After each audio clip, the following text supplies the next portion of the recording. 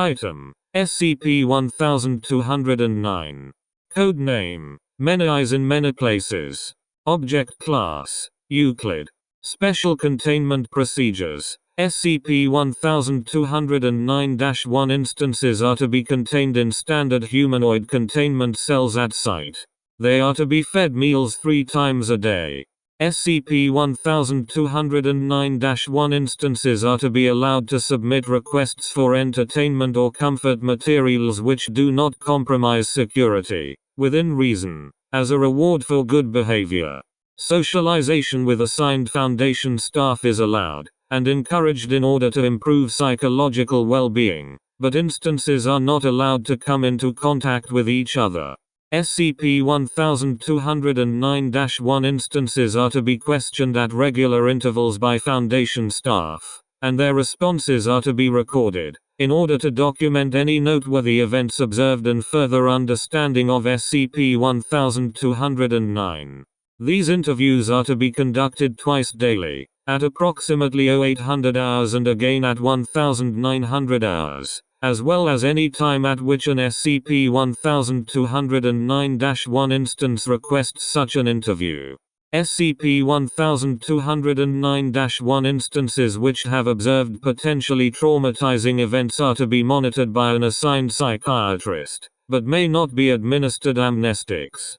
It is considered vital that SCP-1209-1 instances retain their memory of transmitted images in case this knowledge becomes pertinent at a later date.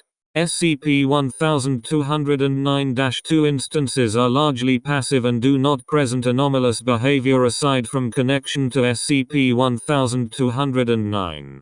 As such, no containment procedures are required to directly deal with SCP-1209-2 instances aside from monitoring.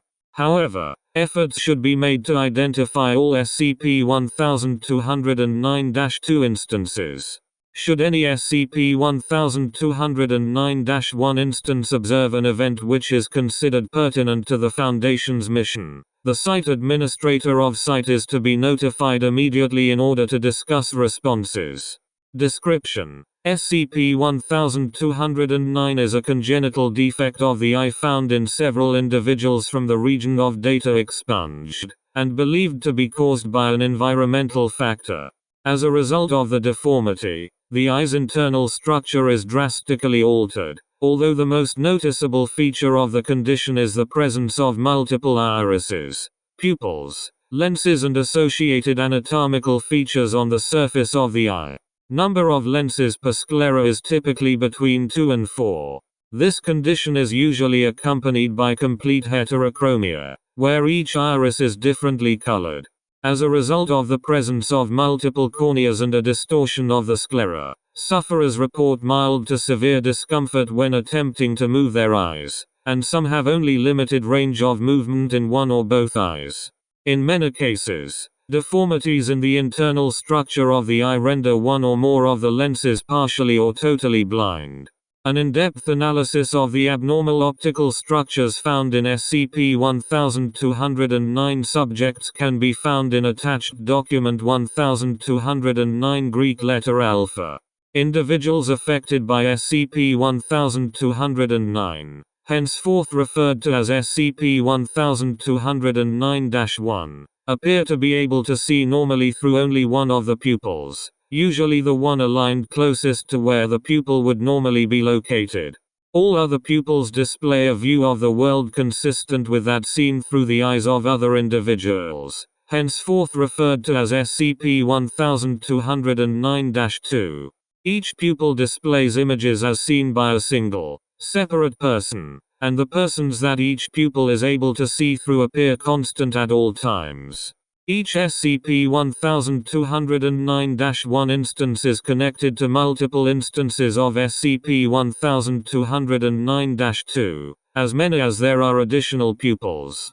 These connections allow SCP-1209-1 to experience visual stimuli only, and appear to only transmit through the left eye of SCP-1209-2 instances. SCP-1209-1 cannot perceive SCP-1209-2's experiences when they close their eyes, or when their eye is damaged beyond the point at which SCP-1209-2 can see through them. Should SCP-1209-2 die, transmission of images will continue until the internal structure of the eye deteriorates to a significant degree due to decomposition. If SCP-1209-2 is permanently blinded, or if the SCP-1209-1's additional pupils are damaged significantly, transmission of images will cease. However, defects in the additional pupils do not prevent transmission. Only injury or trauma prevents transmission. SCP-1209-1 will continue to perceive the experiences of SCP-1209-2 while dreaming, although reported transmission is less complete than while awake. There appears to be a distinct correlation between SCP-1209-1 and SCP-1209-2, in that all SCP-1209-2 instances were born within approximately 2 hours of the relevant SCP-1209-1 instance's birth. SCP-1209 was discovered following routine scanning of medical files at hospital. Subsequent investigation led to the discovery of SCP-1209-1 instances born in the nearby area, centered on the town of, and more specifically the main water supply of the town. Investigation revealed the possibility that an unknown chemical had been introduced to the water supply repeatedly over the previous years by an unknown party, posing as maintenance workers in order to access the water supply network. Although this event is believed to have had some connection to the outbreak of SCP-1209 due to a correlation between periods of maintenance work and conceptions resulting in SCP-1209-1 instances, it is presently impossible to determine whether the two incidents are related. All remainders of the compound believed to have been introduced into the supply had degraded into other chemicals before testing could be performed. No experimentation has been able to determine the exact cause of SCP-1209. Addendum 1209-1. List of noteworthy SCP-1209-2 subjects. A full list of identified SCP-1209-2 subjects can be found in Document 1209 Greek letter beta. 8. Secretary of State of Redacted. Link to SCP-1209-13. Considered noteworthy due to the considerable intelligence breach SCP-1209-2's existence represents.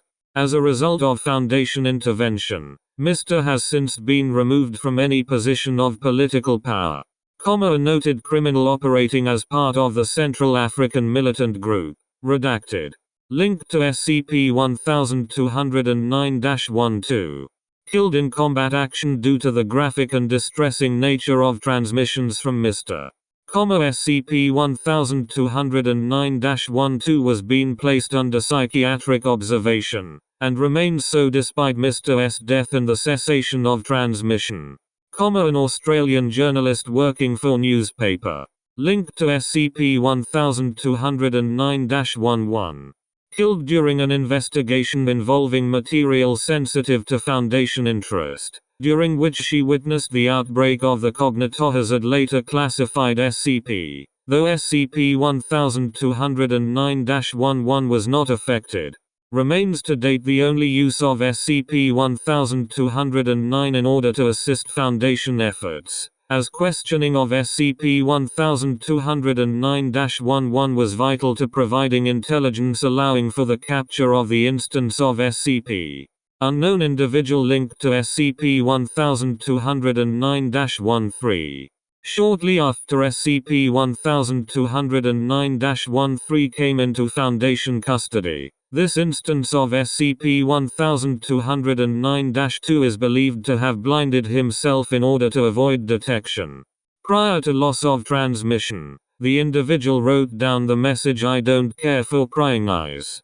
Leave ME alone, apparently with the intention of transmitting the message to SCP-1209-13. It is unknown how or to what extent the individual was aware of his connection to SCP-1209. Unknown individual linked to SCP-1209-14. Careful analysis of data received from SCP-1209-14 indicates that no such individual was present, or could have been present, at some of the events described by SCP-1209-14. However, all descriptions of events relayed through SCP-1209-14 have proven to be accurate save for the appearance of the observing figure. Several events observed by this individual are extremely important or sensitive, although no transmission has been reported since DART.